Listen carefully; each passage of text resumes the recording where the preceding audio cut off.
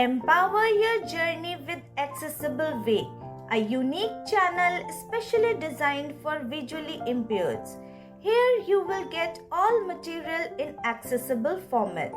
So stay tuned with us, and for regular updates, subscribe the channel and press the bell icon. Let's get started.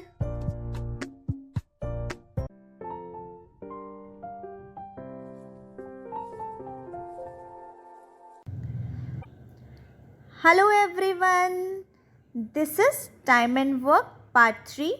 In previous video we studied men days, men, women, child and wages concept. Today we will start with advanced and means level concept with application questions. So मैंने पहले भी जैसे आप लोगों को बताया है कि मेंस का कोई अलग से कॉन्सेप्ट नहीं होता, जस्ट जो कॉन्सेप्ट्स हमने अभी तक पढ़े हैं उन्हीं को मिक्स करके मेंस का क्वेश्चन फ्रेम कर दिया जाता है. So let's start with our questions. A and B can do a piece of work in 20 days, while B and C can do the same work in 24 days. A works for 4 days, B works for 8 days and C complete the remaining work in 23 days. Working together, they will complete the same work in how many days?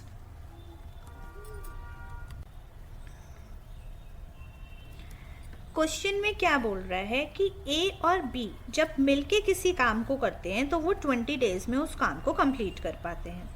B और C जब मिलके काम को करते हैं तो वो उसी काम को 24 डेज में कर पाते हैं. तो इससे हम अपना टोटल वर्क और एफिशिएंसी निकाल सकते हैं A प्लस B की और B प्लस C की एफिशिएंसी निकाल सकते हैं. तो 20 और 24 का एलसीएम कितना हो जाएगा? 120 इसका एलसीएम हो जाएगा. अगर मैं अब A प्लस B की एफिशिएंसी कितनी हो जाएगी? 120 एलसीएम है तो 6 एफिशिएंसी हो जाएगी, और B प्लस C की एफिशिएंसी कितनी हो जाएगी? 5 एफिशिएंसी हो जाएगी.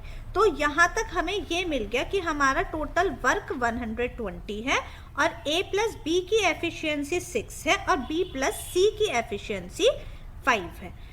जब हमने पहले जो क्वेश्चन करे थे उसमें हमारे पास A plus B, B plus C, C plus A था, तो उससे हम A plus B plus C की एफिशिएंसी तक पहुंच पा रहे थे.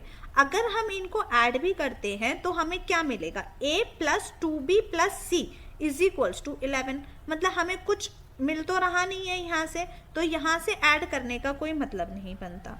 आगे क्वेश्चन में गिवन है कि अगर A 4 डेज तक काम करता है, B 8 डेज तक काम करता है, तो रिमेनिंग वर्क को C 23 डेज में कंप्लीट कर लेता है. मतलब जो हमारा टोटल वर्क 120 है उसमें 4A जो है वो 4 डेज तक काम कर रहा है अपनी एफिशिएंसी के साथ, B जो है वो 8 डेज तक काम कर रहा है अपनी एफिशिएंसी के साथ, और C जो है वो 23 डेज तक काम कर रहा है अपनी एफिशिएंसी के साथ. जब ये मिलके इतना काम कर रहे हैं तो हमारा 120 का वर्क कंप्लीट हो रहा है. हमारे पास सबकी इंडिविजुअल एफिशिएंसी नहीं है, राइट, लेकिन हमारे पास कंबाइंड एफिशिएंसी है. A जब 4 डेज काम कर रहा है तो B 8 डेज काम कर रहा है, तो B के अगर मैं B और A को साथ में काम करवाऊंगी, चाहे वो इंडिविजुअली काम कर रहे हैं, अगर एक वॉल को A काम कर रहा है, पेंट कर रहा है, और दूसरी साइड से B पेंट कर रहा है, तो जो उनकी एफिशिएंसी होगी उस हिसाब से तो वो काम करेंगे ही ना, उसको उतना काम बस. तो वो 4 दिन इकट्ठे काम कर सकते हैं, उनको इकट्ठे काम करवा सकती हूँ मैं उनको. तो अब A प्लस B की एफिशिएंसी 4 दिन के हिसाब से A प्लस B की एफिशिएंसी कितनी थी? 6. तो वो 4 दिन तक काम करेंगे तो कितना काम कर लेंगे? 24 काम कर लेंगे. B, अब A का काम तो कंप्लीट हो गया, लेकिन B का काम 8 दिन तक का है, तो उसके पास अभी 4 डेज बच रहे हैं. जो कि वो सी के साथ लग के कर सकता है, क्योंकि सी 23 डेज तक काम कर रहा है, तो सी अपने 4 डेज बी के साथ लग जाएगा। तो बी प्लस सी की एफिशिएंसी कितनी थी? 5। तो 5 मल्टीप्लाई 4 कितना हो गया? 20 हो गया हमारा। तो अभी तक हमारा टोटल वर्क कितना कंप्लीट हो गया? 24 plus 20 that is 44। 44 total work कितना था हमारा? 120। तो 120 में से 44 वर्क कंप्लीट हो गया, तो वर्क कितना बचा? 76 वर्क बचा हमारा, राइट, जो कि सी कर रहा है अपनी एफिशिएंसी के साथ 19 डेज में कंप्लीट कर रहा है। तो सी की एफिशिएंसी यहाँ से निकाल सकती हूँ मैं। सी की एफिशिएंसी इज इक्वल्स टू कितना हो गया? 76 डिवाइडेड बाय 19 दैट इज 4। तो मेरे पास सी की एफिशिएंसी आ गई। अब मेरे पास बी प्लस सी की एफिशिएंसी कितनी थी? 5, जिसमें सी की एफिशिएंसी 4 है, तो बी की एफिशिएंसी कितनी हो गई? 1। ए प्लस बी की एफिशिएंसी मेरे पास 6 थी, तो बी की एफिशिएंसी 1 है, तो ए की एफिशिएंसी कितनी हो गई? 5 हो गई। मेरे पास सब की एफिशिएंसी आ गई। ए की एफिशिएंसी 5 आ गई, बी की एफिशिएंसी 1 आ गई और सी की एफिशिएंसी 4 आ गई। टोटल क्योंकि क्वेश्चन में हमें पूछा है कि ये तीनों मिलके अगर काम को कंप्लीट करते हैं तो कितने दिन लेंगे। तो ए की एफिशिएंसी है 5, बी की 1 plus 4, 5 plus 1 plus 4 that is 10। 10 की एफिशिएंसी से ये तीनों मिलके काम करेंगे, तो डेज इज इक्वल्स टू कितना हो जाएगा? Total work divided by total efficiency is equals to 120 divided by 12 is equals to 120 divided by 10 is equals to 12। 12 will be your answer. आपको सिर्फ इतना ध्यान रखना है, अगर आप इंडिविजुअल एफिशिएंसी नहीं निकाल सकते, आपके पास कंबाइंड एफिशिएंसी है, तो उनको वर्क कंबाइंड करवा दो। क्यों? क्योंकि वर्क में उस टोटल वर्क तो सेम ही रहेगा, चाहे वो अलग अलग दिन पे काम करें। ए 2 दिन कर रहा है, फिर बी 3 दिन बाद में कर रहा है, तो टोटल वर्क उतना ही रहेगा, वर्क उतना ही करेंगे, वो अलग अलग होके भी करेंगे तो। लेकिन अगर वो साथ में करेंगे तो टाइम में चेंज आ सकता है, बट एफिशिएंसी में कोई चेंज नहीं आएगा। वर्क तो उतना ही करेंगे, वो चाहे साथ में करें चाहे अलग अलग होके करें, क्योंकि अपनी अपनी एफिशिएंसी से काम करेंगे ना। सिर्फ टाइम में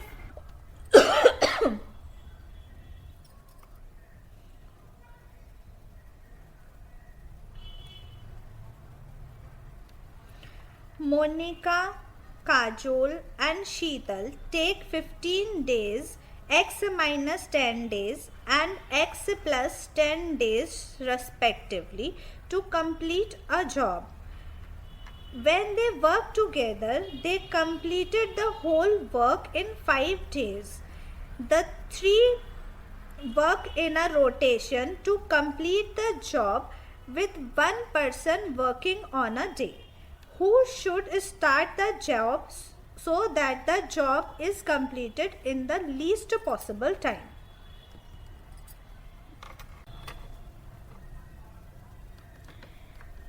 मोनिका का टाइम गिवन है 15 डेज में, वो जॉब को कंप्लीट कर रही है।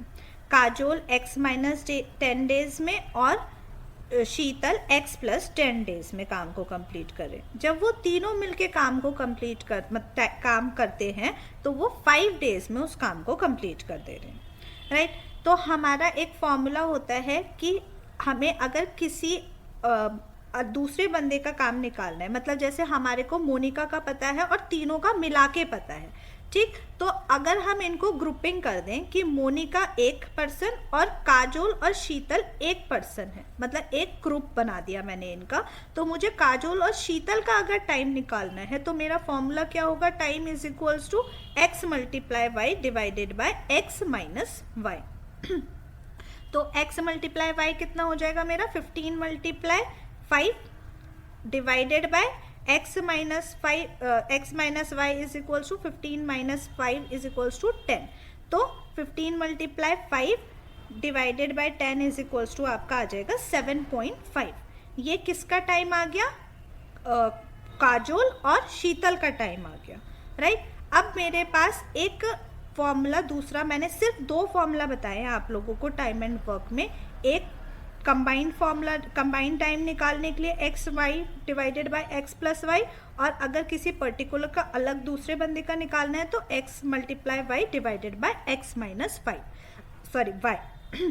ठीक है, तो अभी हमने क्या निकाला, एक ग्रुप का हमने निकाल लिया। अब इस ग्रुप का मेरे पास कंबाइंड टाइम 7.5 है। ठीक, तो combined time is equals to क्या होता है, x multiply y divided by x plus y, right. तो 7.5 इज इक्वल्स टू मेरा कितना हो जाएगा, x माइनस 10 एक ब्रैकेट के अंदर और मल्टीप्लाई x प्लस 10 क्योंकि इनका इंडिविजुअल टाइम यही है divided by x minus 10 plus x plus 10, 10 से 10 कैंसिल, नीचे डिनोमिनेटर में आपका बच गया सिर्फ 2x जो कि लेफ्ट हैंड साइड में चला जाएगा, 7.5 से मल्टीप्लाई हो जाएगा तो 15x आ गया वहाँ पे आपका, equals to x minus 10 bracket में x माइनस 10 है और x प्लस 10 है। इसको जब हम खोलेंगे तो हमारा क्या बनेगा, x square minus 10x plus 10x minus 100, right. तो माइनस 10x और प्लस 10x तो कैंसिल हो जाएंगे, क्या बचा हमारे पास, x square minus 100। x square is equals to हमारे पास कितना आ जाएगा, x square is equals to, नहीं, हमारी एक इक्वेशन बन रही है यहाँ पे कि क्वाड्रेटिक इक्वेशन बन जा रही है हमारी कि x square minus 15x minus 100 is equals to 0। अब 100 के हमें ऐसे फैक्टर्स निकालने हैं जो हमारा माइनस करके 15 दे, तो इसके फैक्टर्स क्या होंगे हमारे 20 और 5, 20 मल्टीप्लाई 5 इज इक्वल्स टू 100 होता है और 20 माइनस 5 इज इक्वल्स टू 15 होता है। और हमारे सिंबल्स क्या आ जाएंगे, पहला सिंबल हमारा प्लस और दूसरा सिंबल हमारा माइनस आ जाएगा। तो प्लस के साथ 20 आएगा क्योंकि ग्रेटर वाला हमारे को फर्स्ट सिंबल के साथ रखना होता है और छोटा वाला हमें सेकंड सिंबल के साथ रखना होता है, तो माइनस 5 आ जाएगा। तो अब किसी की माइनस में तो डेज नहीं हो सकते कि अगर मैं x की जगह पे माइनस 5 रख देती हूँ तो जो काजोल है उसके डेज कितने हो जाएंगे, minus x minus 10 that is minus 15, किसी के डेज माइनस में तो नहीं हो सकते, राइट। तो इसीलिए हम उसमें 20 लेंगे x की वैल्यू 20 आ गई, तो हमारे काजोल के डेज कितने आ गए, 20 माइनस 10 दैट इज 10, और शीतल के कितने आ गए, 20 प्लस 10 दैट इज 30 आ गए। अब हमारे पास तीनों के डेज आ गए, 15 हमारे पास मोनिका के डेज कितने हैं, 15, काजोल के कितने हैं 10 और शीतल के कितने हैं 30। इनका एलसीएम लेंगे तो हमारा टोटल वर्क कितना हो जाएगा 60 हो जाएगा इसका एलसीएम, मतलब 60 भी हो सकता है बट 60 लीस्ट कॉमन मल्टीपल नहीं है, 30 एलसीएम हो जाएगा इसका। तो हमारी मोनिका की एफिशिएंसी कितनी आ गई 2 और काजोल की कितनी आ गई 3 और शीतल की कितनी आ गई 1। ठीक है, तो हमारी एफिशिएंसी कितनी कितनी आ गई 2, 3 और 1, 2, 3, 1। अब हमें क्वेश्चन में क्या पूछा है, क्वेश्चन में पूछा है कि कौन काम को स्टार्ट करे जिससे काम लीस्ट टाइम में कंप्लीट हो जाए। वैसे तो हमें उससे ही स्टार्ट करवाना चाहिए जिसकी सबसे ज़्यादा एफिशिएंसी है। क्यों, क्योंकि जब हमारी साइकिल पूरी होगी तो हमारा जो काम जो नेक्स्ट डे मतलब एक साइकिल कंप्लीट होने के बाद अगर हमारा कोई वर्क बच रहा है तो वो जब सबसे एफिशिएंट पर्सन करेगा तो वो जल्दी कर पाएगा। ठीक है, तो अब यहाँ पे क्या हो रहा है, अगर हम देखें तो हमारा टोटल वर्क कितना है 30 है, अगर टोटल एफिशिएंसी कितनी आ रही है हमारी 2 + 3 + 1 दैट इज 6 जो है हमारे को अगर डेज निकालने हैं, हम डेज निकालेंगे कैसे, total work divided by total efficiency, 30 divided by 6 that is 5 days में वो वर्क कंप्लीट हो जाएगा। अब मुझे ये देखो कि अगर मैं मोनिका से काम करवाती हूँ या मैं काजोल से करवाती हूँ या मैं शीतल से काम करवाती हूँ, वो वर्क तो 5 डेज में ही होगा। क्यों, क्योंकि 3 दिन में और 5 डेज नहीं आएगा, 5 × 3 आएगा, 15 डेज आएगा, राइट, नॉट 5 डेज आएगा। तो 3 दिन में वो मिलके 6 काम कर रहे हैं, राइट। तो इसीलिए अब ये 3 दिन की जो साइकिल है वो 6 के हिसाब से 5 डेज में कंप्लीट कर लें, 5 साइकिल में कंप्लीट कर लेंगे। अब इसमें चाहे मोनिका पहले करे, चाहे काजोल पहले करे, चाहे शीतल पहले करे, वर्क तो हमारा 5th साइकिल पे कंप्लीट हो ही जाएगा, राइट। सो हमारा क्या है कि अगर हमारा ऐसा होता कि जो हमारा टोटल वर्क है वो जो साइकिल बन रही है उसमें कंप्लीट नहीं हो रहा होता, कुछ एक्स्ट्रा वर्क बच रहा होता, तब हम इसमें यहाँ पे काजोल को लेते। लेकिन यहाँ पे हमारा वर्क कंप्लीट हो जा रहा है उसी टाइम, उसी साइकिल के अंदर, इसीलिए यहाँ पे आंसर क्या आएगा, anyone can start the work,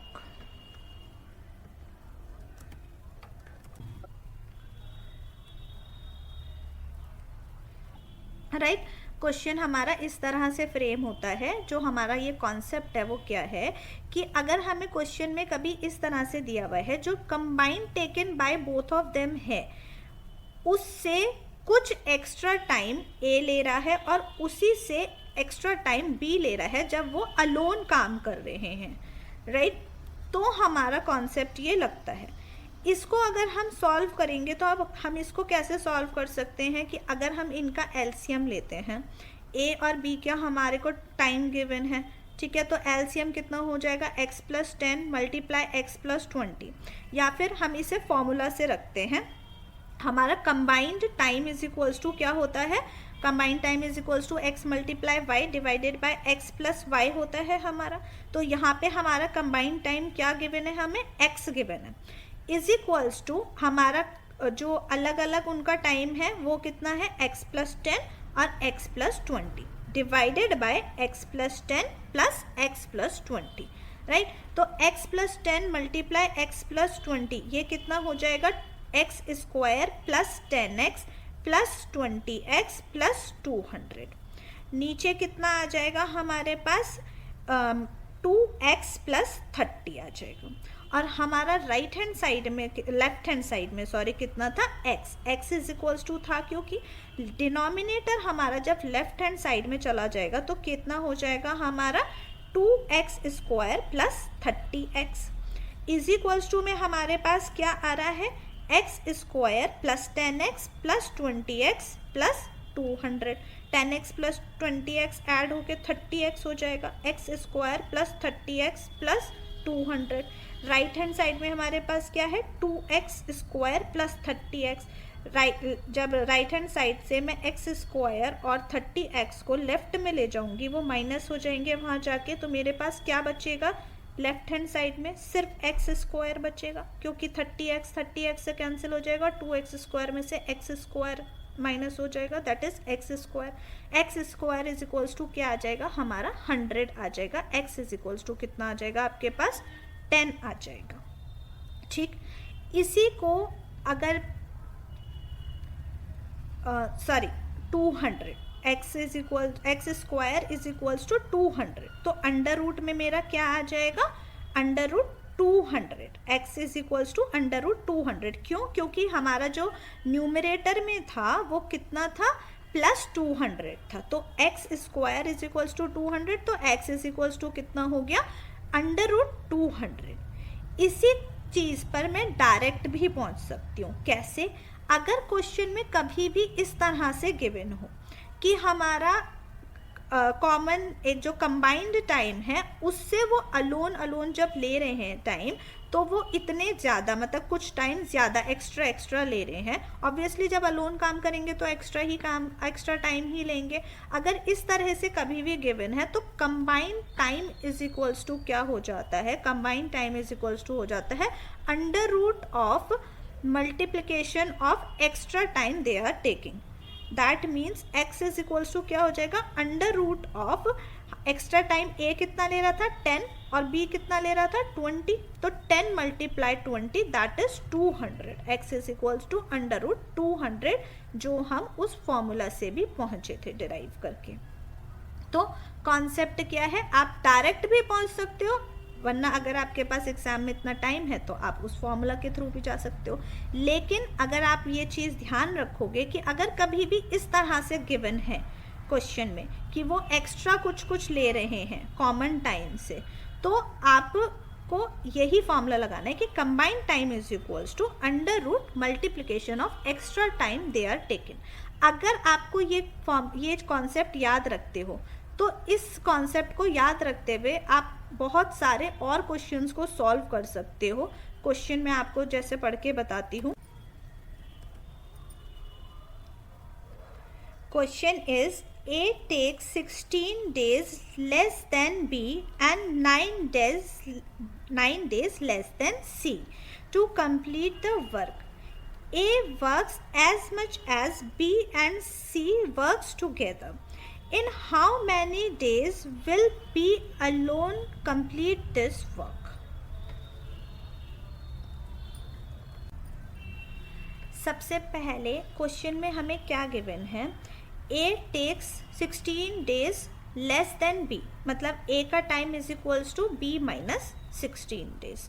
अगर मैं A का टाइम A ले लूँ और B का टाइम B ले लूँ तो A का time is equals to B minus 16, और वहीं पर गिवन है कि A takes 9 days less than C। अगर C का टाइम मैं C ले लूँ तो A का टाइम इज इक्वल्स टू कितना हो जाएगा? C minus 9। इसको मैं रिवर्स करके भी लिख सकती हूँ कि B का टाइम इज इक्वल्स टू हो जाएगा A प्लस 16 और C का टाइम इज इक्वल्स टू हो जाएगा A प्लस 9, राइट। तो B का टाइम A प्लस 16, C का टाइम A प्लस 9। अगर मैं इसको फॉर्मूला के थ्रू जाऊंगी, जैसे हमारा जो पहले वाला फॉर्मूला था कि अगर मुझे इनका कंबाइंड टाइम निकालना है, पहले तो क्वेश्चन में हमें एक और स्टेटमेंट गिवन है कि A उतना ही काम करता है जितना B और C मिलकर करते हैं, तो A का time is equals to B plus C का टाइम है, राइट। जो दोनों वो मिलके काम कर रहे हैं जितने दिन, उतने ही दिन A काम कर रहा है। ये क्वेश्चन में हमें ऑलरेडी गिवन है, तो A का time is equals to B plus C का टाइम है, राइट। तो अब अगर मुझे B का और C का कंबाइंड टाइम निकालना है तो मैं फॉर्मूला क्या लगाऊंगी? X y divided by x plus y. X B का कितना है? A प्लस 16, C का कितना है? A plus 9। तो A plus 16 multiply A plus 9 divided by A plus 16 plus A plus 9 is equals to कितना है? A के इक्वल्स है, क्योंकि B प्लस C का combined time is equals to A है, तो मैं डायरेक्ट A ही लिख सकती हूँ यहाँ पे, इज इक्वल्स टू A है। जब मैं इसको खोलूँगी तो मेरे पास कितना आ जाएगा? A square plus 16A plus 9A plus 16 multiply 9 that is आपका आ जाएगा 144। तो 16A प्लस 9A को हाथ के हाथ यहीं पर ऐड कर देते हैं, 25A। A square plus 25A plus कितना आया था हमारा? 144। इतना हमारा न्यूमरेटर में आ गया। डिवाइड में क्या आ रहा है हमारा? A plus 16 plus A plus 9 that is 2A plus 25।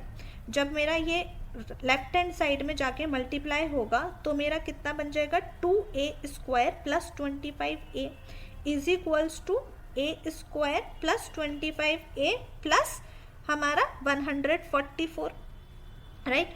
Right hand side से A स्क्वायर प्लस 25A को लेफ्ट हैंड साइड में ले जाओ तो मेरा लेफ्ट हैंड साइड में क्या बचेगा? सिर्फ A स्क्वायर बचेगा। तो A square is equals to कितना हो जाएगा मेरा? 144। So A will be equals to under root 144 that is equals to 12, right. A is equals to 12 आ गया हमारा।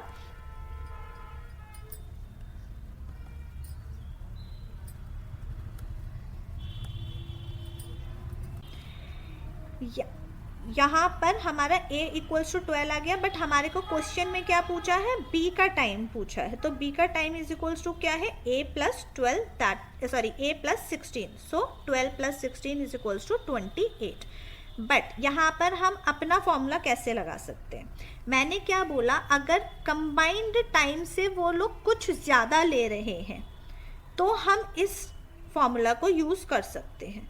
यहाँ पर आप देखोगे कि हमारा जो कंबाइंड टाइम, अगर मैं देखूँ हमारा क्वेश्चन में क्या गिवन है कि A works as much as B and C works together, मतलब B प्लस C का जो कंबाइंड टाइम है वो इक्वल्स टू A के है, मतलब B और C का कंबाइंड टाइम A है।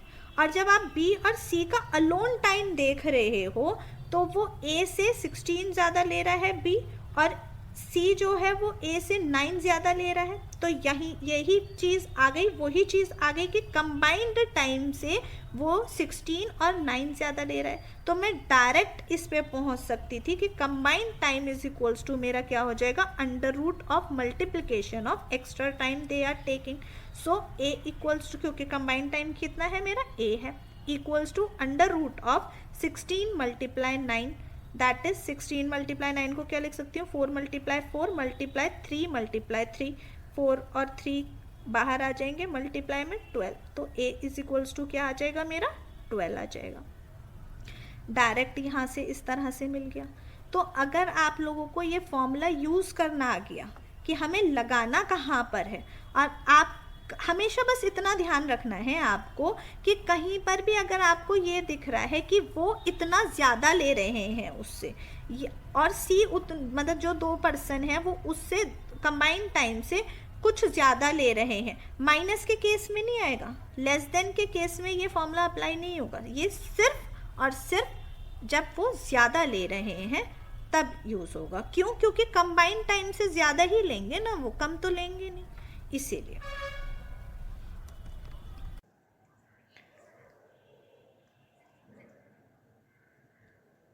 अब हम चलेंगे मेंस लेवल क्वेश्चंस की तरफ, और मेंस क्वेश्चंस में एग्जामिनर सिर्फ 2-3 कॉन्सेप्ट्स को मिक्स करके 1 क्वेश्चन फ्रेम कर देता है।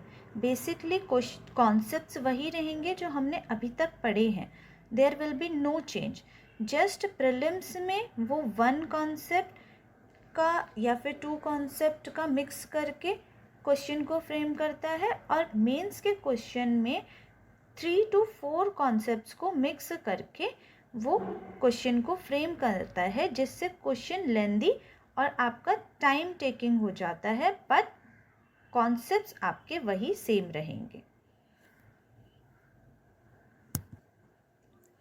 So question is, A and B together can finish a work in 22 whole 1/2 days, while A alone can do in 36 days. Both work on a second work for X days and X plus 6 days with 20% more and 33.33% less of their respective original efficiencies. B gets 170 rupees more than wages of A out of the total wages of 1190 rupees. Find the time taken by both to complete the second work if they work with their original efficiencies.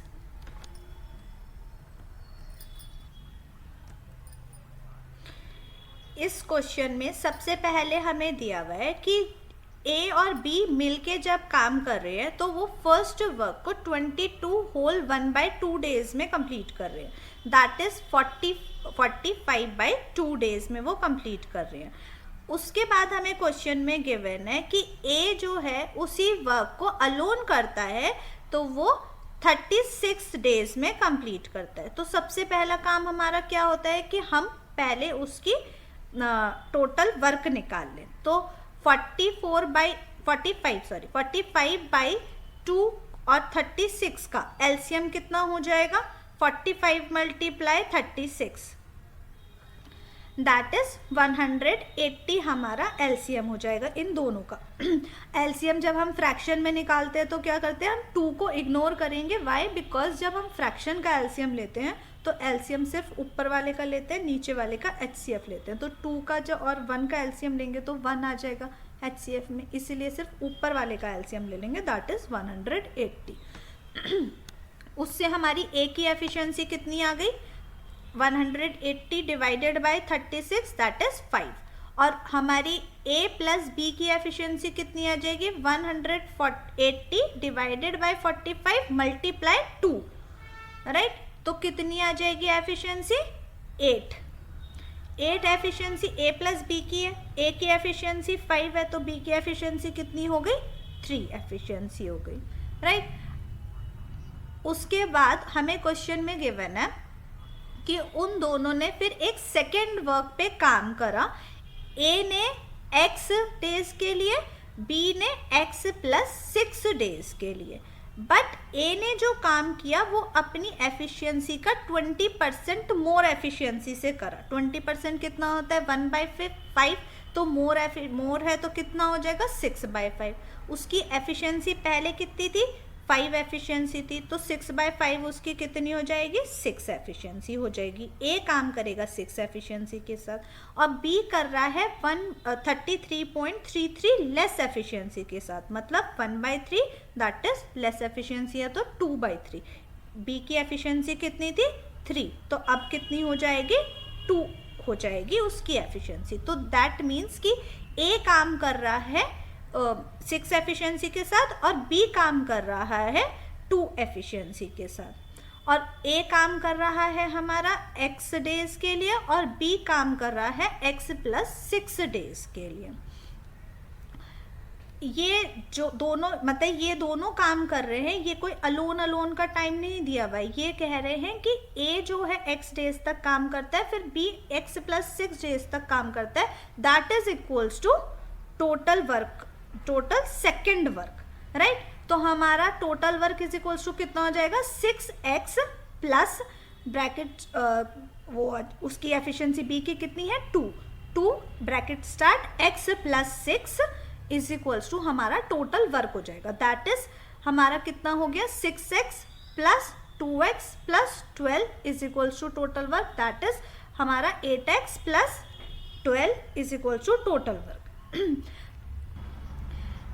उसके बाद हमें question में given है कि जो B है उसे 170 rupees more wages मिल रहे हैं then A out of the total wages of 1190 wages, right. इस मैंने क्या बताया था कि वेजेस का जो डिस्ट्रीब्यूशन होता है वो किसके बेसिस पे होता है? कि वो दोनों टाइम वर्क कितना कर रहे हैं उसके बेसिस पे उनको वेजेस मिलती हैं, राइट। तो ए कितना वर्क कर रहा है? हमारा 6x का वर्क कर रहा है हमारा, और जो बी है वो कितना कर रहा है? हमारा 2x प्लस 12 का वर्क कर रहा है, ठीक है। तो ये जो वर्क का डिफरेंस है उसी का वजह से ये 170 रुपीज़ उसको एक्स्ट्रा मिल रहे होंगे बी को, मतलब 2x plus 12 is greater than 6x। Why? Because B को x ज़्यादा मिल रहे हैं, तो ऑब्वियसली फिर बी ज़्यादा काम कर रहा होगा, राइट। तो 2x plus 12 minus 6x is equals to हमारा कितना हो जाएगा? 12 minus 4x, right. 12 minus 4x, और हमारे पास टोटल वर्क डन कितना है? 8x प्लस 12 जो अभी हमने निकाला था, राइट। तो 12 minus 4x divided by 8x plus 12 is equals to हमारा कितना है? 170 डिवाइडेड बाय 1190, इसी के तो इक्वल है। 0 से 0 कैंसिल, 17 से 119 आपका चला जाएगा 7 टाइम्स, तो 1/7 आ गया। हमारा लेफ्ट हैंड साइड में क्या था? लेफ्ट हैंड साइड में था हमारा 12 माइनस 4x। 12 माइनस 4x में हम 7 का मल्टीप्लाई कर देंगे तो कितना हो जाएगा हमारा? 84 minus 28x is equals to 8x plus 12। तो हमारा 28x राइट हैंड साइड में चला जाएगा, 8x के साथ प्लस हो जाएगा, दैट इज 36x। और हमारा इधर कितना आया था? 84 माइनस 12 दैट इज 72। तो x की वैल्यू कितनी आ जाएगी? x is equals to 72 divided by 36 that is 2 आ जाएगी हमारे पास, ठीक है। अब हमें क्वेश्चन में क्या पूछा है? Find time taken bye A and B to complete the second work with their original efficiencies। तो उन्होंने पूछा है क्वेश्चन में कि A और B मिलकर सेकेंड वर्क को कितने टाइम में कंप्लीट करेंगे। तो सबसे पहले हमें सेकेंड वर्क निकालना होगा। सेकेंड वर्क हमारा टोटल वर्क कितना है? 8x प्लस 12, x की वैल्यू 2 है, सो 8 मल्टीप्लाई 2 16 प्लस 12 दैट इज 28। तो हमारा टोटल वर्क कितना आ गया? 28 आ गया। अब हमें उन्होंने बोला है कि ए और बी अपनी ओरिजिनल एफिशिएंसी से अगर इस वर्क को करेंगे तो कितने दिन में कर देंगे। सबसे पहले हमने सेकेंड वर्क में उनकी ओरिजिनल एफिशिएंसी नहीं ली है टोटल वर्क निकालते समय। क्यों? क्योंकि जो सेकेंड वर्क वो कर रहे हैं वो अपनी इंक्रीज्ड और डिक्रीज्ड एफिशिएंसी मतलब अपडेटेड एफिशिएंसीज के साथ वो लोग कर रहे हैं। और अब जो उन्होंने निकालने के लिए बोला है वो ये बोला है कि सेकेंड वर्क को वो अगर अपनी ओरिजिनल एफिशिएंसी के साथ करते हैं तो कितने टाइम में करेंगे। तो हमारा टोटल वर्क कितना आ गया, सेकेंड वर्क हमारा 28 आ गया और उनकी ओरिजिनल एफिशिएंसीज कितनी है 5 + 3 दैट इज़ 8। तो time taken by both of them will be equals to 28 divided by 8 that is आपका हो जाएगा 7/2 that is 3.5 days they will take to complete the whole work. Question is P and Q can together do a piece of work in 27 days and Q and R can do the same work in 45 days. All three arrived at the work site. For the first 21 days, only Q and R work together. Then P works alone and for some days and then leaves. After P leaves, Q and R complete the remaining work in 27 days. Working in 9 sets of 3 days where Q worked for first and third day and R worked for second day of each set. After how many days did P leave the work site? तो हमारा question क्या कह रहा है, हम सबसे पहले हमारा क्वेश्चन कह रहा है कि P और Q एक काम को साथ में करते हैं तो वो दोनों 27 डेज में करते हैं और Q और R करते हैं उसी काम को तो 45 डेज के लिए करते हैं। सबसे पहला काम हमारा क्या होता है, टोटल वर्क निकाल लो और एफिशिएंसी निकाल लो। तो 27 और 45 का एलसीएम कितना हो जाएगा, 135 आपका एलसीएम हो जाएगा। तो P और Q की एफिशिएंसी कितनी हो जाएगी, मिला के 5 हो जाएगी क्योंकि उनका डेज है 27 तो 5 हो जाएगी। और Q और R की एफिशिएंसी कितनी हो जाएगी, आपकी 3 एफिशिएंसी हो जाएगी। P और Q की 5, Q और R की 3 एफिशिएंसी हो गई अभी तक के क्वेश्चन के हिसाब से। उसके बाद क्वेश्चन में हमें गिवन है कि वो तीनों वर्क साइट पे पहुंचते हैं। All 3 arrived on the work site. For first 21 days only Q and R work together.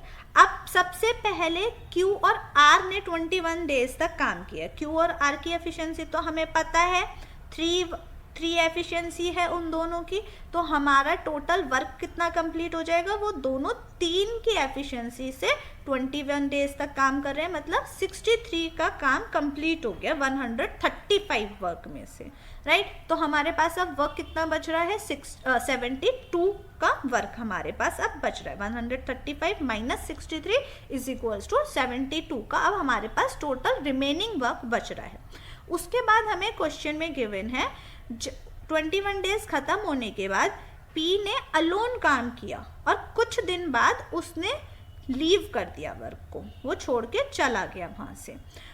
जब वो छोड़ के चला गया तो Q और R ने रिमेनिंग वर्क को कंप्लीट किया हमारा कितने, 27 डेज में। वाली चीज़ कि जो Q और R वर्क कर रहे हैं 27 डेज तक, वो कर रहे हैं 9 सेट्स ऑफ 3 डेज में, राइट। 9 सेट्स ऑफ 3 डेज में वो काम कर रहे हैं, जिसमें हमारा Q फर्स्ट और थर्ड डे कर रहा है और R हमारा सेकेंड डे कर रहा है, राइट। तो Q हमारा 27 डेज में से कितने दिन कर रहा होगा, एक सेट में वो 2 दिन कर रहा है और R 1 दिन कर रहा है। 9 सेट से हमारे पास मतलब वो Q जो है वो 18 डेज कर रहा होगा और R जो है वो 9 डेज कर रहा होगा। अब इसमें Q 18 डेज कर रहा है, R 9 डेज कर रहा है, तो इसमें मैंने क्या सिखाया था, हम एक ग्रुप बना सकते हैं, एटलीस्ट 9 डेज का काम तो हम दोनों से मिलवा के करवा सकते हैं, राइट। तो 9 डेज का काम वो 3 की एफिशिएंसी से करेंगे तो कितना काम हो जाएगा, 27 काम हो जाएगा। तो अभी तक हमारे पास वर्क कितना बचा था, 72, जिसमें से 27 वर्क और डन है। तो 72 माइनस 27 इज इक्वल्स टू कितना हो गया हमारा, 45 हो गया, राइट। 45 हमारा वर्क अब बचा है, जिसे P कर रहा है और Q कर रहा है, राइट। मतलब हमारे पास P प्लस Q की एफिशिएंसी है 5 और हमारे पास Q और R की एफिशिएंसी है 3, बट यहाँ पे ये दोनों अलग अलग काम कर रहे हैं, बट हमें ये नहीं पता कि P का टाइम कितना है, वरना हम ग्रुप बना सकते थे यहाँ पे भी, लेकिन हमें P का टाइम ही नहीं पता जो कि हमें निकालना है। तो लेट सपोज P अपनी P एफिशिएंसी, मतलब मैं P की एफिशिएंसी को P ही ले रही हूँ, P अपनी P की एफिशिएंसी के साथ X डेज तक काम कर रहा है, प्लस Q कितने टाइम तक काम कर रहा है, 9 डेज तक काम कर रहा है, और इक्वल्स टू वो किसके है, 45 के इक्वल है हमारा। तो हमारी इक्वेशन क्या बन गई, P की एफिशिएंसी P, X डेज तक वो काम कर रहा है, तो Px plus 9Q is equals to 45। 9, ठीक, 9 अगर मैं X की जगह रख देती हूँ तो 9 कॉमन ले लूँगी, तो मेरे पास अंदर क्या बचेगा, P प्लस Q बचेगा इज इक्वल्स टू 45। तो 9 को अगर मैं 45 से कैंसिल कर दूंगी तो 5, which is P plus Q है ही मेरा 5। तो इक्वेशन को वो सेटिस्फाई कर रहा है अगर 9 में वहाँ X की जगह रख देती हूँ, राइट। अगर मैं 9 से, अगर मैं यहाँ पे, मेरी क्या इक्वेशंस हो सकती है, या तो 9 हो सकता है, या 9 से कम हो सकता है X, या फिर 9 से ज़्यादा हो सकता है, 3 यही पार्ट्स हो सकते हैं मेरे, राइट। तो अगर मैं 9 से कम रखती हूँ कि 9 से कम ले रहा है वो डेज, P जो ले रहा है वो 9 से कम डेज ले रहा है, राइट। तो आप उस चीज़ को एक बार सॉल्व करके देखो कि 9P है, फिर मेरा क्या हो जाएगा कि 9 से वो कम है, लेट्स सपोज वो X डेज कम है वो 9 से, राइट। तो 9P minus 9X plus 9Q is equals to 45। अगर मैं 9 कॉमन लूँगी यहाँ से 9P प्लस 9Q में से, तो मेरा क्या आ जाएगा, 9P plus Q, P plus Q की एफिशिएंसी मेरे पास 5 है, तो 9 मल्टीप्लाई 5 45, माइनस क्या आ रहा था मेरा, XP आ रहा था। अब मेरे पास ऑलरेडी यहाँ पे 45 है, तो 45 मेरा इक्वल्स टू के राइट हैंड साइड में भी है, तो मैं 45 में से ऐसा क्या माइनस करूँगी कि जो है वो 45 भी आ जाए, 0, राइट। तो मतलब एक तरह से x की वैल्यू 0 हो गई, तो ऑटोमेटिकली वापस मेरा 9 ही आ गया। तो इस तरह से आप क्वेश्चन को, आप चाहो तो इसमें ऑप्शंस लगा के भी सॉल्व कर सकते हो क्वेश्चन को, लेकिन x की वैल्यू क्या आ गई, यहाँ पे 9 आ गई, राइट। तो P ने 9 डेज तक वर्क किया, इसका आंसर क्या होगा हमारा क्वेश्चन का आंसर 9। क्वेश्चन उसने ये पूछा कि P कितने दिन बाद साइट को छोड़ के जा रहा है, तो क्वेश्चन का आंसर क्या होगा, 9 डेज नहीं होगा। 9 डेज क्यों होगा, क्योंकि 9 डेज नहीं होगा इसीलिए क्योंकि उसने क्या बोला था कि all three of them arrived at the working site, मतलब वो तीनों साइट पर एक साथ पहुंचे हैं। P ने वर्क भले ही नहीं करा, काम दोनों सिर्फ Q और R ने 21 डेज तक करा, राइट, लेकिन P था तो सही वहाँ पे, वो 21 प्लस 9 डेज काम करने, मतलब 21 उसने काम नहीं किया बट 21 डेज वो था, तो 21 plus 9 is equals to 30 days will be your answer.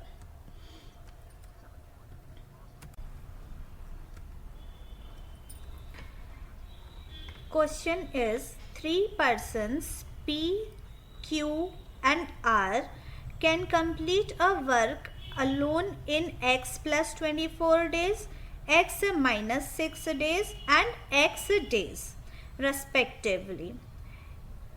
The efficiency of P and R together is 9/8 of Q. P and R started P and started working together and joined by Q on the 4th day. If at the end of the 6th day P and Q left the work and remaining work was completed by R alone, find the total time taken by all to complete the work.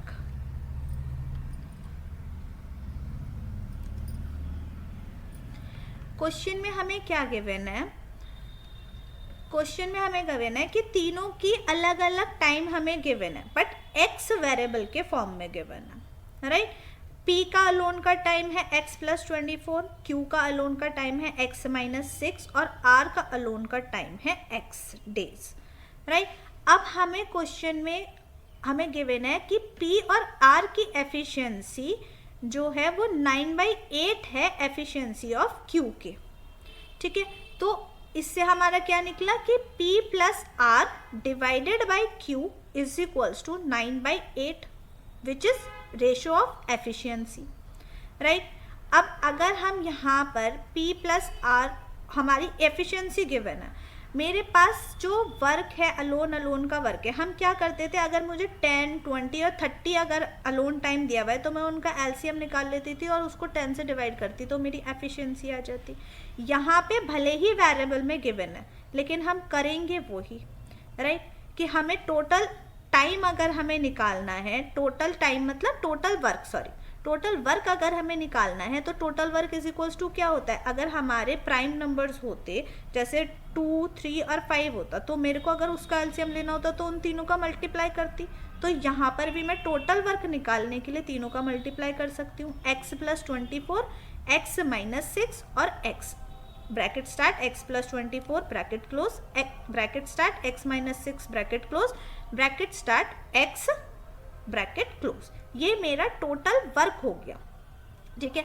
अब मुझे efficiency निकालनी है तो efficiency निकालने के लिए मैं क्या करूँगी, अगर मुझे P की एफिशिएंसी चाहिए तो मैं टोटल वर्क को डिवाइडेड बाय P के टाइम से डिवाइड कर दूंगी तो मुझे P की एफिशिएंसी पता चल जाएगी। P का टाइम कितना है x प्लस 24, तो P की total work divided by x plus 24 करूंगी तो x प्लस 24 से x प्लस 24 कैंसिल हो जाएगा।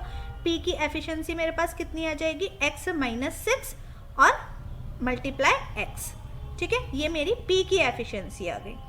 अब मेरे पास Q की एफिशिएंसी कितनी आ जाएगी, total work divided by x minus 6 that is x plus 24 multiply x, ये मेरी Q की एफिशिएंसी आ गई। R की एफिशिएंसी कितनी हो जाएगी, डिवाइडेड बाय x, तो x से x कैंसिल तो x plus 24 multiply x minus 6, ये मेरा R की एफिशिएंसी आ गई।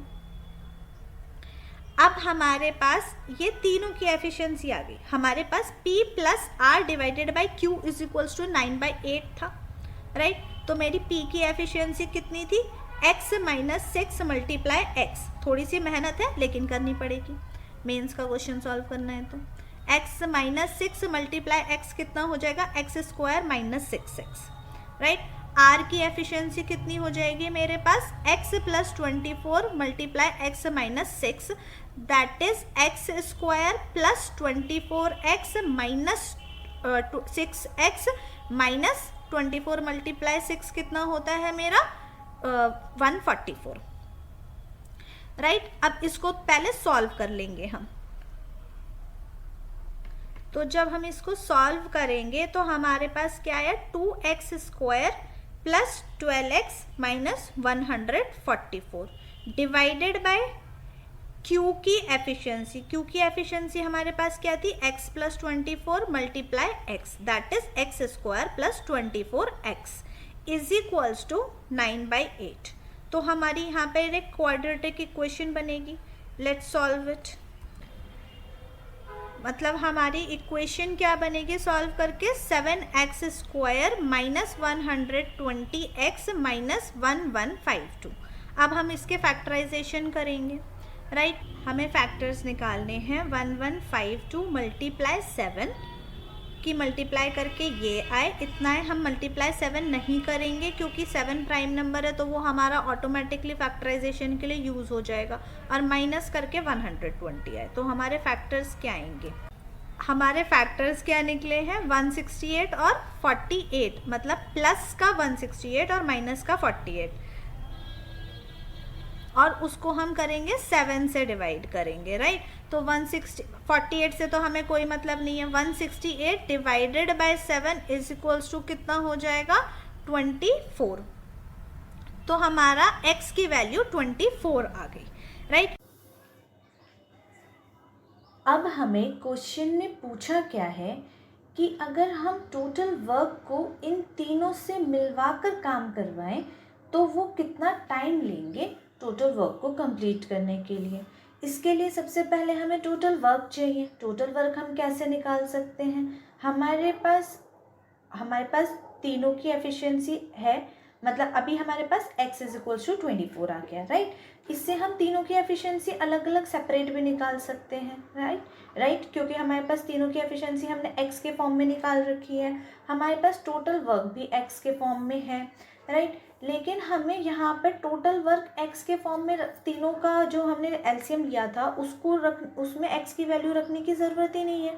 क्यों? क्योंकि हमारे पास q की अलोन की एफिशिएंसी है, राइट।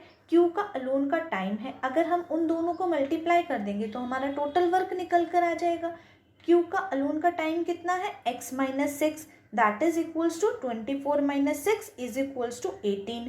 और Q की एफिशिएंसी कितनी है? 8 है, राइट। तो टोटल वर्क हमारा कितना हो जाएगा? Total work is equals to हो जाएगा 18 मल्टीप्लाई 8, दैट इज हमारा आ जाएगा 144, राइट। अब हमें इन्हें तीनों से काम करवाना है, तो तीनों की एफिशिएंसी इज इक्वल्स टू कितनी हो जाएगी हमारे पास? 9 प्लस 8, क्योंकि P प्लस R की एफिशिएंसी 9 है, Q की एफिशिएंसी 8 है, राइट। तो मुझे उसमें x की फॉर्म में जाने की ज़रूरत ही नहीं है।